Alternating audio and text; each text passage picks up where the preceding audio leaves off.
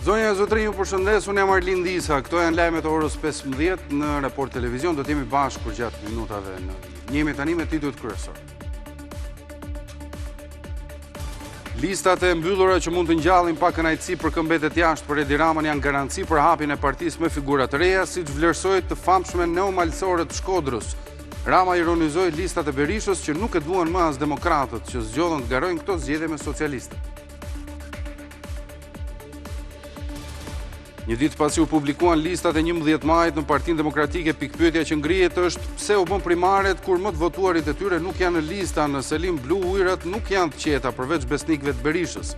Dashnor Sula hodhi akuza, Xhafera ironizoi, ndërsa Tabaku e Çupi thanë se do të luftojnë. Vetëm 11 subjekte dorëzuan kandidatë që megjithatë KQZ do i kalojnë në filtr, ndërsa 14 partitë të tjera u zhdukën nga skena elektorale të vegjëlit, të cilët kërkojnë mandat në Tiranë, mbushën listat e sigurta me kandidat fiktiv, të cilët do të dorëhiqen për të futur në parlament të votuarit e listave të hapura.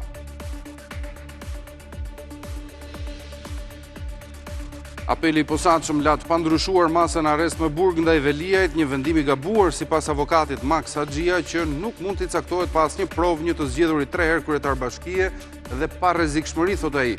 Për biznesmenin Elman Abule, gjyqtari zbuti masën në arrest shtëpie. Shqipëria është në rrugën e duhur, e meriton dhe ka një vend në Bashkimin Evropian. Me këtë mesazh, komisionerja e re për zgjerimin Marta Kos e nisi vizitën e saj të parë në Tiranë, ndërsa tha se Brukseli është gati të përmbyll brenda 2027-s negociatat me Shqipërinë. Rama e cilësoi historik momentin për vendin.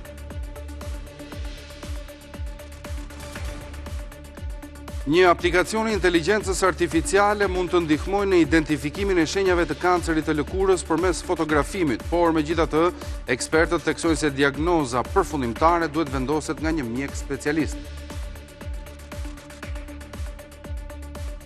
Rusia jep sinjale refuzimit të armëpushimit 30 ditor me Ukrainën, sepse kjo masë e përkohshme ndihmon, siç thonë, vetëm ushtrinë e Kievit që të marrë frymë. Ekipi negociator amerikan ndodhet në Moskë për bisedime, ndërsa pritet një konferencë Vladimir Putin.